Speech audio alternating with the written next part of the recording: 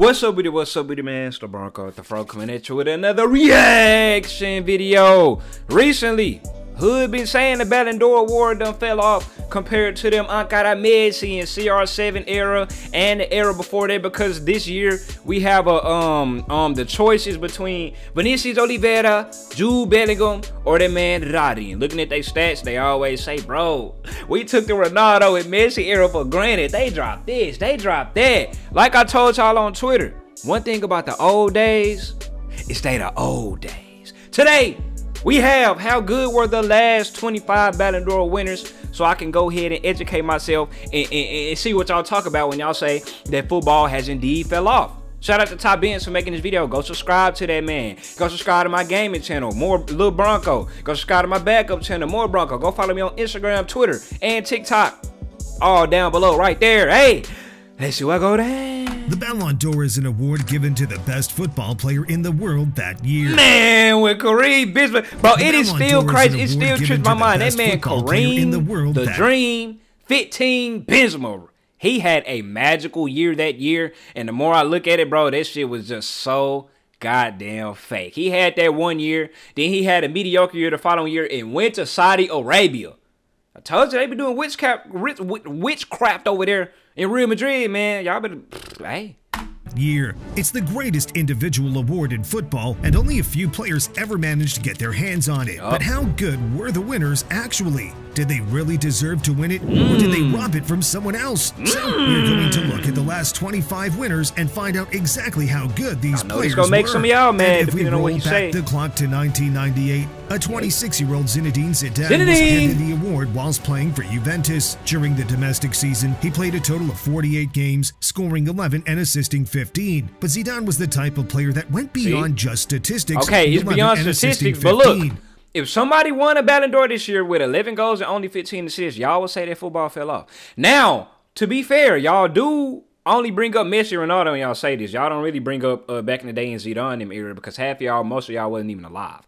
But okay, yeah, I kind of corrected my own point there. Y'all talk about Messi, the type of player that went beyond just statistics, because he was renowned for his elegance on the ball, his vision, and his technical ability. With Juventus, he didn't actually win anything, but got very close, finishing the Serie A in second place and losing the Champions League final to Real Madrid. But what sealed the award for Zidane were his performances at international level during the 1998 World Cup. Okay, I was just about to say, if he didn't win nothing, so how the hell did he win? What was the other contenders for the award?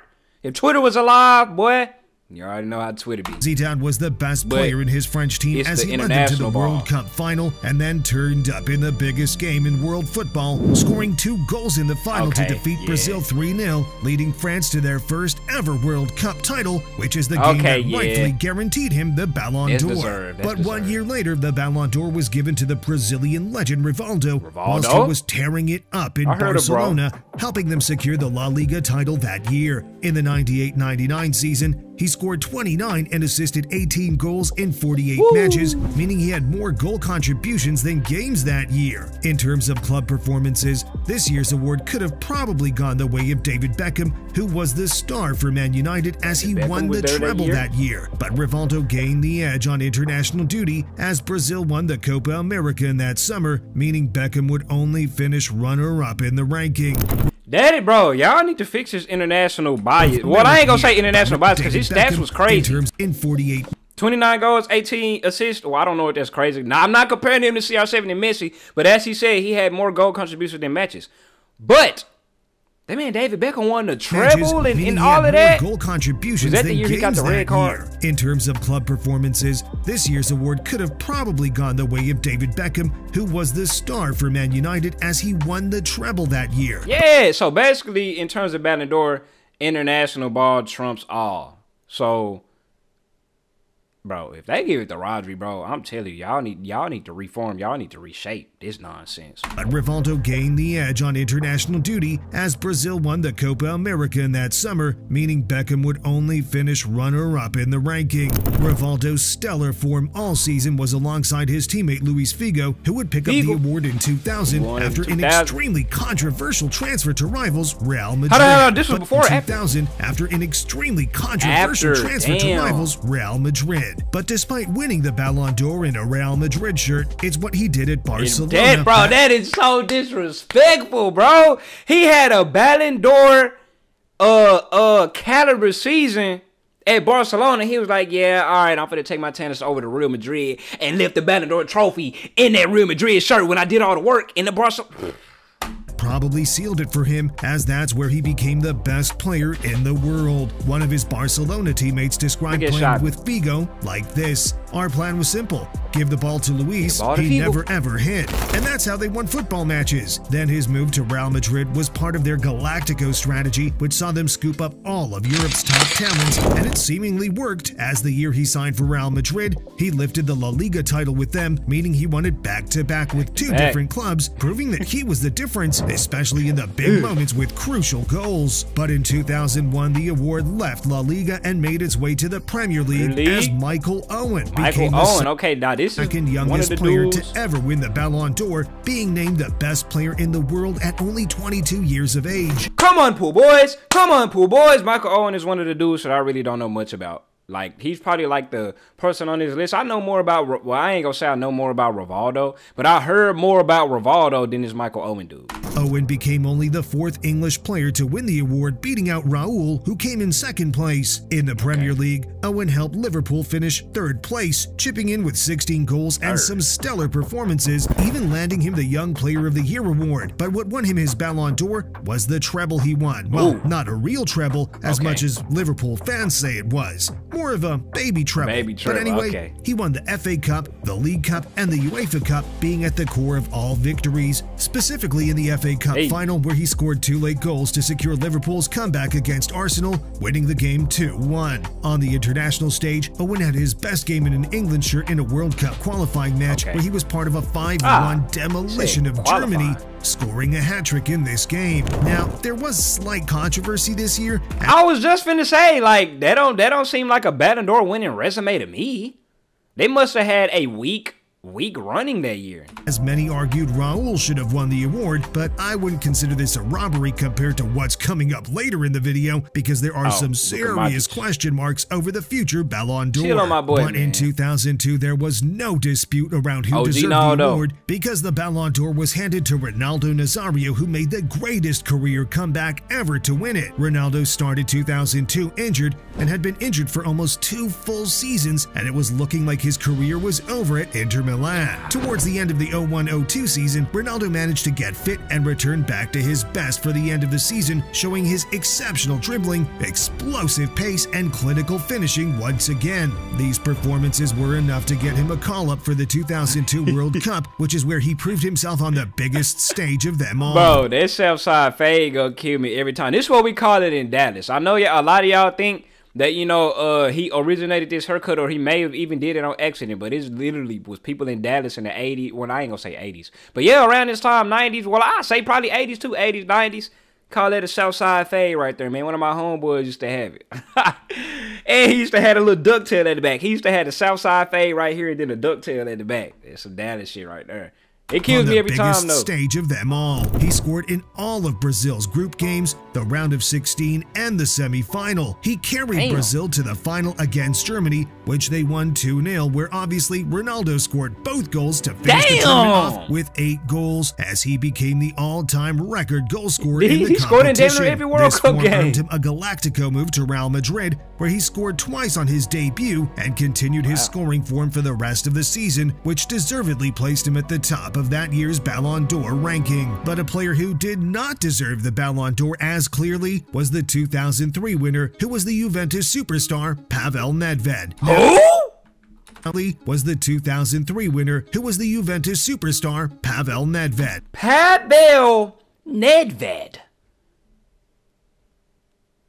Never heard of bro.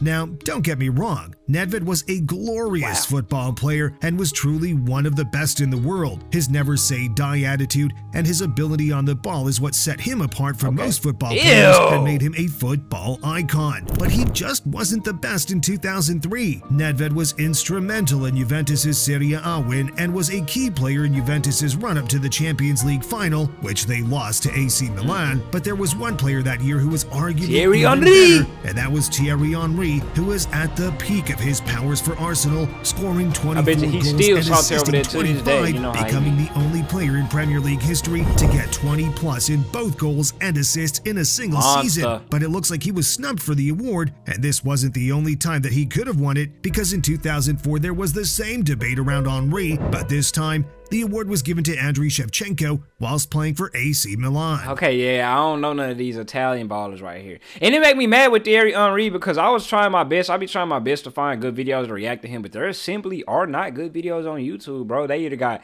heavily copyrighted music or the compilation is just ass, bro. Somebody need to make a quality Thierry Henry video, man, so I can react. Shevchenko finished the 03-04 season as the Serie A top scorer and was the main man for AC Milan, lifting the league title in the process. He was rapid, clinical, and somehow was always in the right place at the right time to knock the ball in the net, but many fans still argue that he didn't deserve the Ballon d'Or this year, some going as far to say that he didn't even deserve the top three, with Thierry Henry, Ronaldo, and Deco being the three players who outperformed him in 2004. Henry went invincible with Arsenal and finished the year as the top scorer in all of Europe. And he still didn't get, well, according to y'all own logic, they have the award for scoring. You got the golden boot. For y'all say the logic for Erling not winning it last year, this is the same logic on why Thierry Henry didn't win it. He got the golden boot. That's his award. All of Europe. Deco won the treble, including the Champions League with Porto in a fairy tale run. Whoa. Treble with Porto?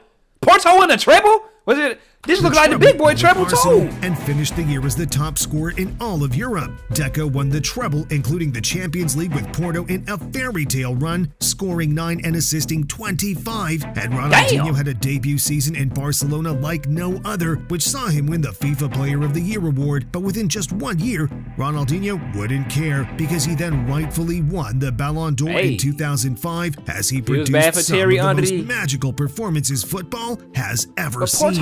At 25 years old, Ronaldinho was at the peak of his powers playing in Barcelona, scoring 24 goals and assisting 23 throughout the calendar year. But if there was ever a player that was more than just statistics, it was the Brazilian the magic. This is really the man who made me fall in love with football. When I reacted to that man comp, I said, God damn, this boy is magic.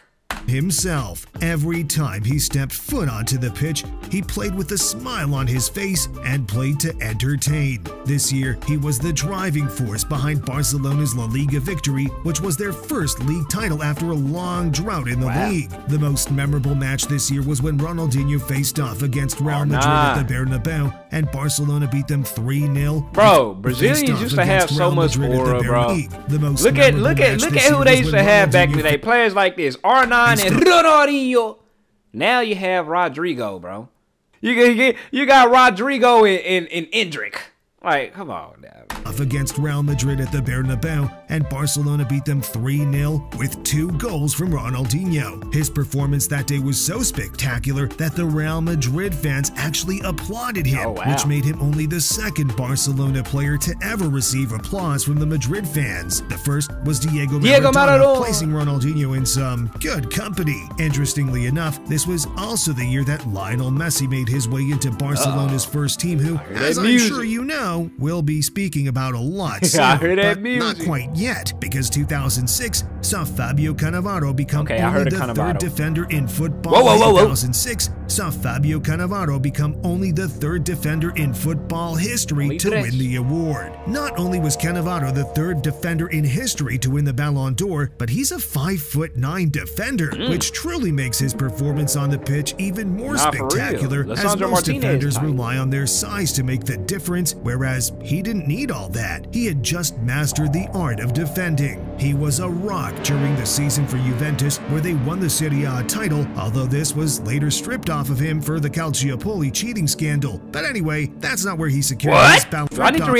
to react to that. The cheating scandal, Juventus. Of him for the Calciopoli cheating scandal. But anyway, that's not where he secured his Ballon d'Or, because that was done in the summer during the 2006 World Cup. At 33 years old, Cannavaro captained Italy to a historic World Cup victory, only conceding 2 goals goals in the entire tournament, Damn. which was a penalty. Those performances landed him a Galactico move to Real Madrid, and after continuing his form in... Of course, everybody who plays good, everybody who plays great, everybody who is a generational prospect, guess who snipes them?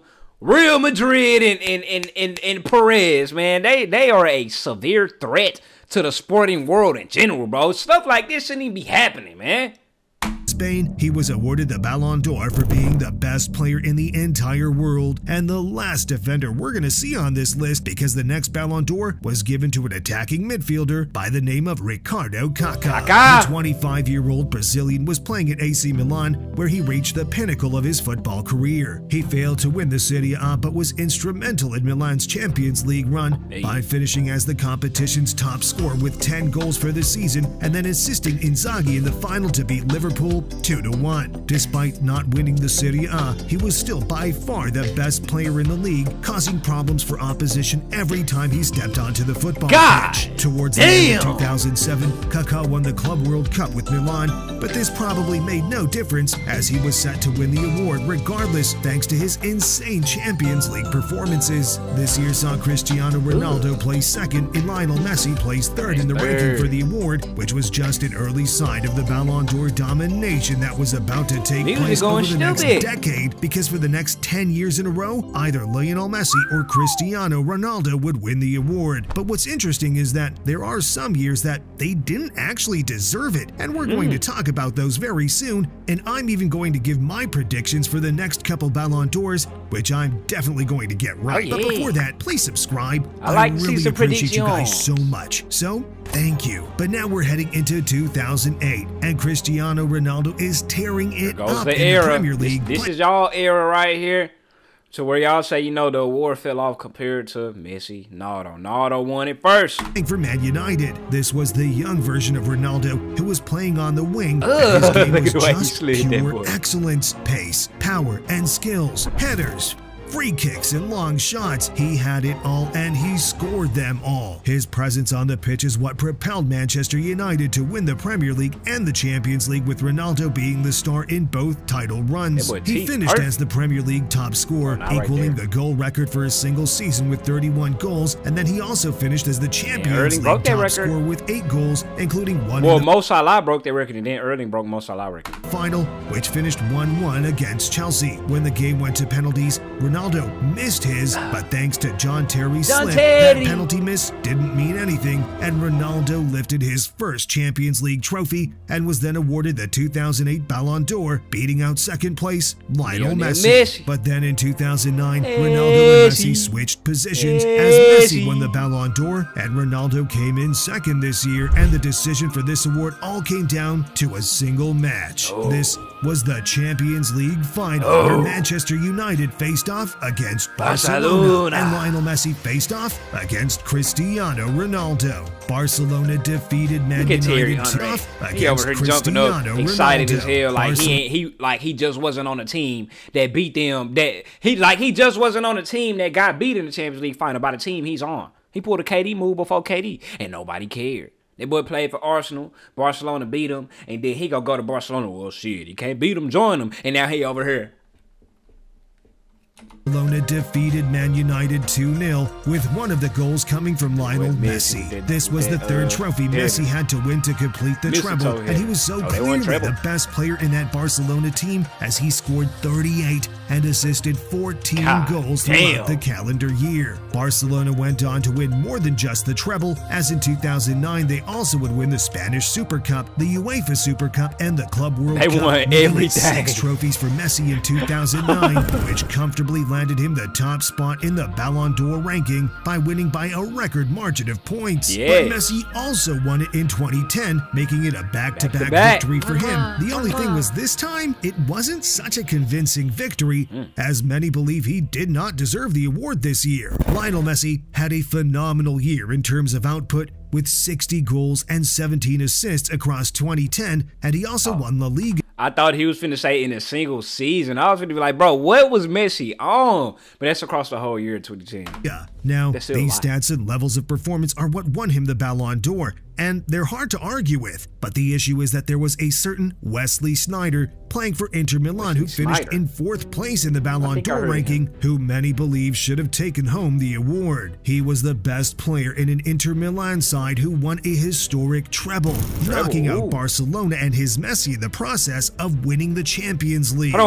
Knocking out Barcelona and they beat them for they won the treble and beat them for the Champions League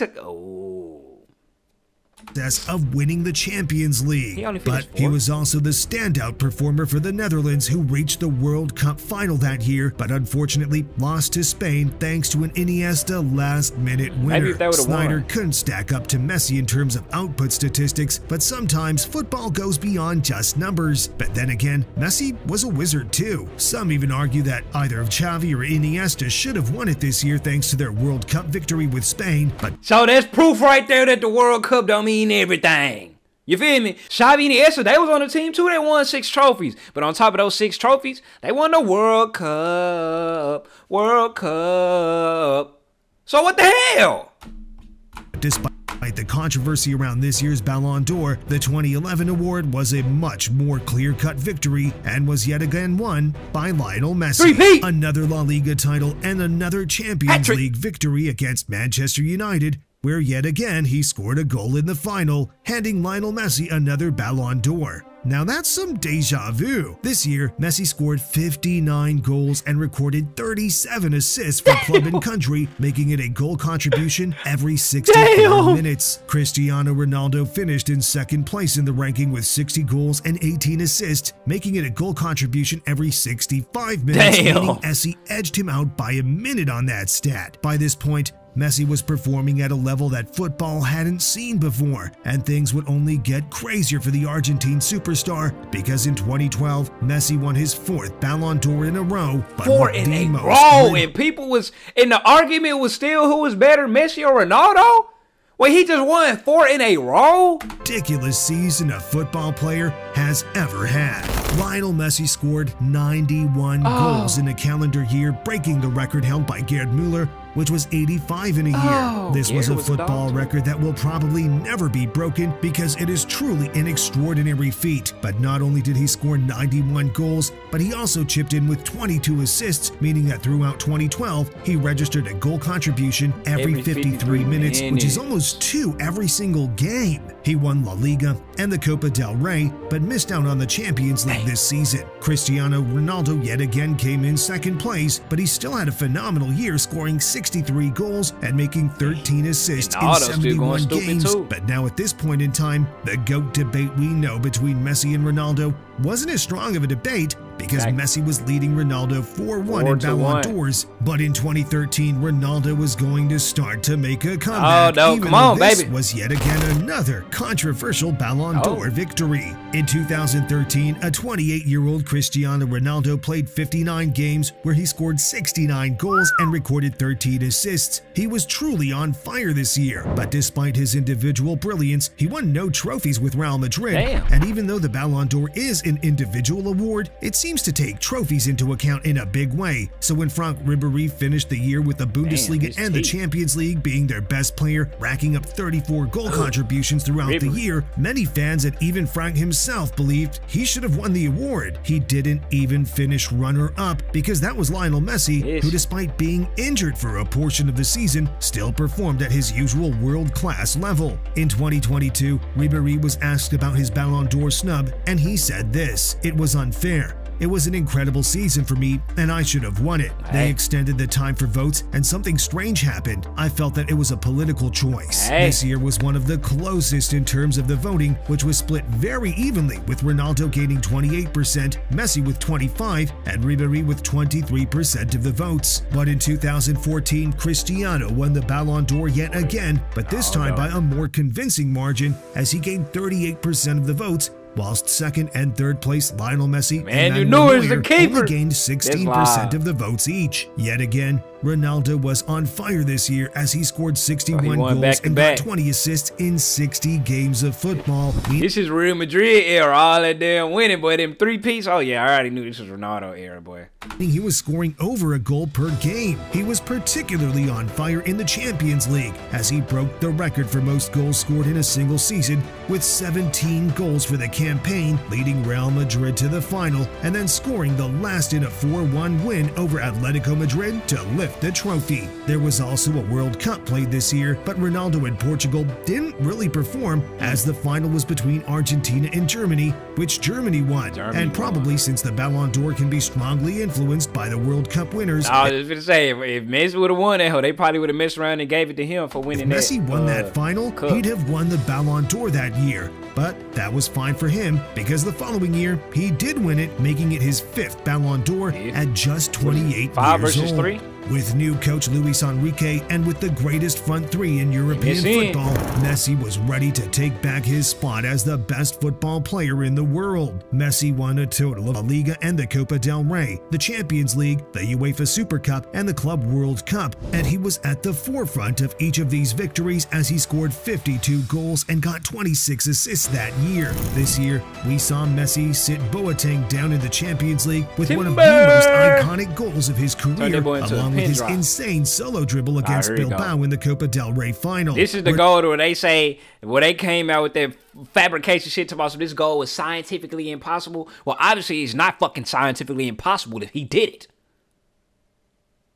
Ronaldo actually had better goal statistics this year, but again, the trophies make a big difference to this award, and now Messi was leading Ronaldo 5-3 in Ballon d'Ors, which meant Cristiano had to turn it up in 2016, which is exactly what he did, because come the end of the year, he was lifting his 4th Ballon d'Or. 5-4. Ooh, at 32 years old, Cristiano Ronaldo lifted his 3rd Champions League trophy, scoring 16 goals in the competition and even scoring the winning penalty in the final against Atletico Madrid. But this year, Ronaldo did something that he had never done before because he captained Portugal to the Euros final, and then despite having to leave the pitch in the first half of the game due to injury, Portugal managed to win the Euros against France, landing Ronaldo his first ever international trophy. There was when I seen the clip when Ronaldo was on the sidelines coaching or something, and you know the Messi fans on Twitter was trying to act like, you know, he was like, wasn't nobody listening to Ronaldo, he just up there trying to get some camera time and shit. And that is surely what sealed this Ballon d'Or for him, which I don't think anybody could argue with. And then, just the next year,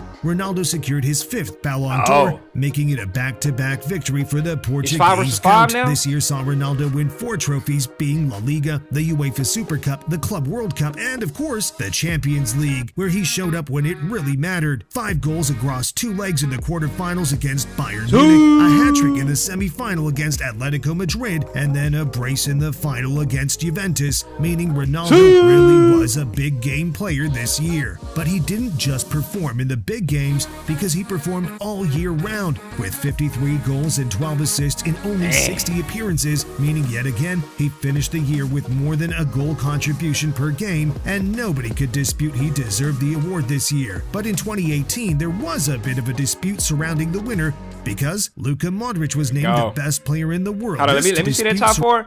That boy Mbappe was up there, and Griezmann, because, you know, they won the World Cup. Messi was nowhere to be found. He must have been hurt or something. Or maybe not. The World Cup is that strong. So Luka Modric sniped one from Ronaldo. So all the Ronaldo fans is the ones who say Luka Modric don't deserve it.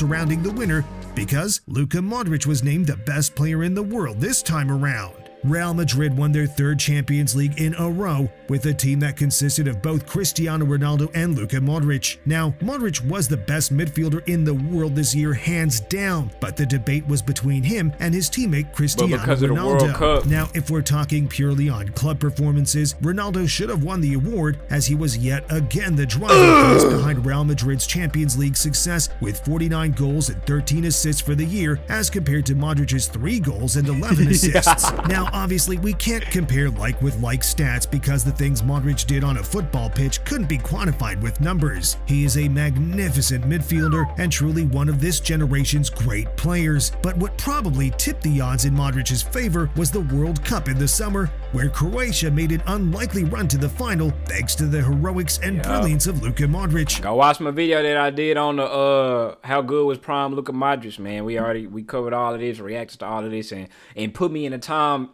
period that it was actually happening. He received the Golden Ball for being the best player in the World Cup, and it's these World Cup performances that are the reason he beat Ronaldo to the award this year. It was also nice to see an ex-Spurs player being named the best player in the world, which means that after about a decade away from the club, he finally got all the Spurs out of him. But anyway, moving on to 2019, Lionel Messi won his 6th Ballon d'Or, but yet again, this one was filled with extreme controversy, and it probably shouldn't have gone his way. In fact, he only won the voting this time round by 7 points, as he finished with 686 points, and second place Virgil van Dijk finished with 679 points. Okay, so how good was Messi this year? Well, he was pretty good, as has just become normal for Messi, racking up 50 goals and 18 assists in 58 appearances for the year. Lionel Messi also lifted La Liga yet again, meaning this was not a bad season at all for him, but the debate came about because Virgil van Dijk had one of the best years any defender has ever had. They know they could have gave it to Big Verge, bro. The second defender, or the first defender to win it since Cannavaro. Like, come on, man. Show the defender some love, baby. Without getting dribbled past once, and in the process lifted the chart an entire year without getting the best years any defender has ever had. He went an entire year without getting dribbled past once, and in the process lifted the Champions League with Liverpool, actually knocking out Messi's Barcelona in the semi-finals. He would have become only the 4th defender to ever win it, but it just didn't go his way this year, which was much better than the outcome in 2020 because it went nobody's way, as this year's award was canceled due to the pandemic, so there's not really much to say on it besides the fact that this award should have definitely gone the way of Robert Lewandowski. So we'll count it as his award in our heads, even if he has no award in hand. But in 2021, the Ballon d'Or returned, and yet again, Lionel Messi won the award. And yet again, this was a controversial victory because Robert Lewandowski should have really won it this year. 2 years in a row, that man Robert Lewandowski got robbed. This is where the robbery narratives came from.